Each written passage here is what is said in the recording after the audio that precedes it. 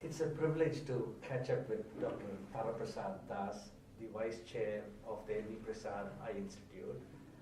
Dr. Das, congratulations on celebrating your 10th anniversary for the LVPI facility in Bhubaneswar. Thank you, Vinod.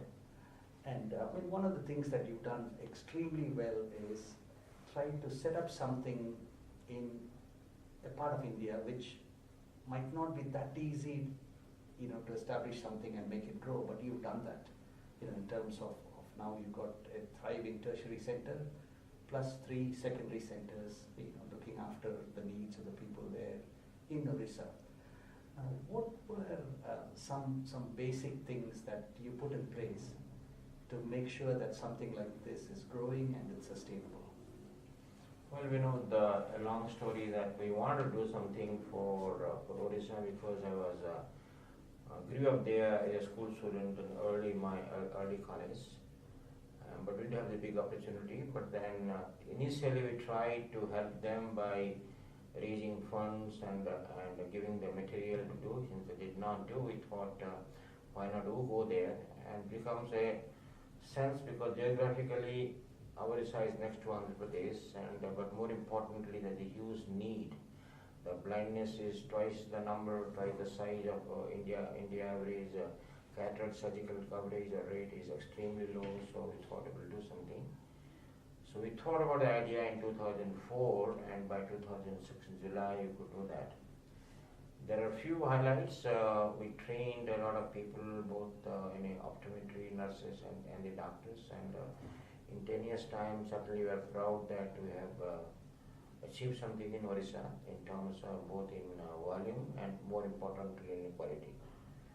What is also important related to mention, we know that just last year we opened 3 smaller secondary center hospital that takes care of something like 80 to 85% of blindness. But opening these 3 is not as important as we actually reached to the 2 districts of Orissa where almost no eye care exists, and they are all 2 tribal districts. And that was very, very important. And as we grow up, we will certainly make our vision centers around our secondary centers so that we create a complete vision village complex and provide equitable, sustainable, quality care to the people of Orissa.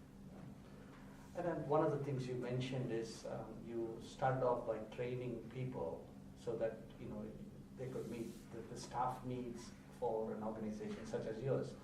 But in training, do you have a special formula, something that would help train people, but also make sure that they stay there and they work there?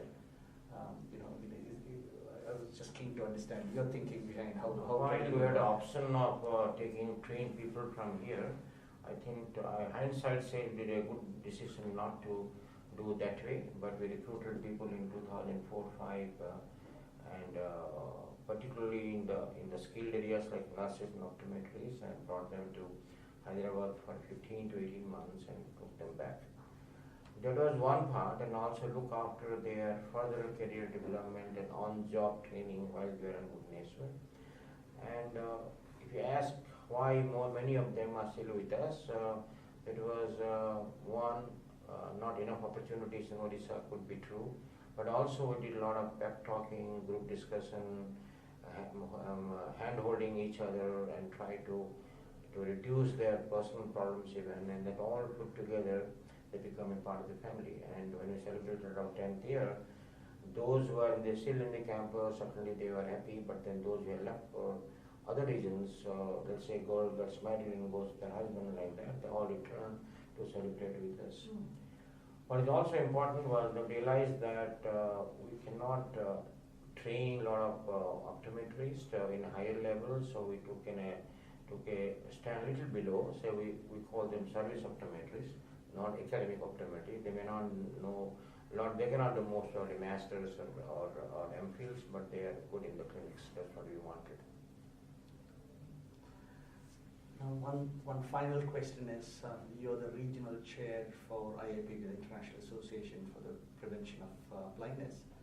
Now, you probably see when you're sitting there in their board tables, you look at the global scenario. Now, of blindness and how that's being dealt with. Would be quite keen to get your thoughts on how India is dealing with it compared to the rest of the world. The universal eye health and linkage to the general health services is certainly much better in a few countries of my region like Sri Lanka or Thailand, but otherwise most countries are not doing very well in terms of integrating eye care to general care and primary care. In sheer numbers, so certainly India has got a larger, higher number of all skilled people, doctors, nurses, optometrists, but then if you divide them by the number of people living in the country or the blind people living in the country, it's not much actually. Most probably followed by Sri Lanka and Nepal are doing better in this part of the country and this part of the region. Then similarly Thailand in other side of the region.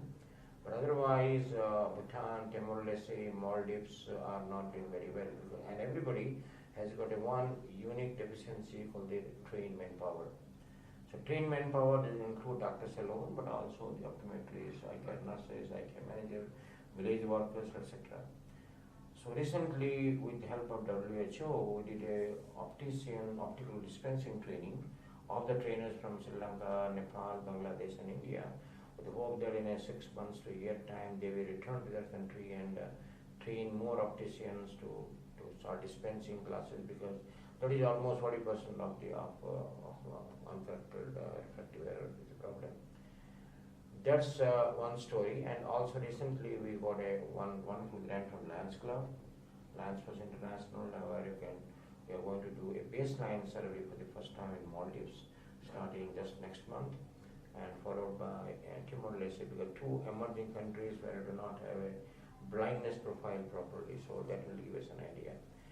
We had two meetings of regional country chairs, one here in November 2014 and another in December 2015 in Nepal, to understand the logistics and the priorities for each country is separate. Each country priorities are different. So trying to address those countries so that we can have a global action plan, whatever the WHO resolution of 66.4 talks about reduction of blindness by 25% year 2019. I personally feel by 2019 may not happen in all the countries of this region, but there will be with the constant pushing, there might be some reduction of blindness, but I'm sure by 2030 or 2040 this region will not be way behind other developed countries like Australia or UK or United States. Thank you so much, and thank you for all the great work you're doing, and congratulations on all the awards you've received, including the Padma Shri. Thank you.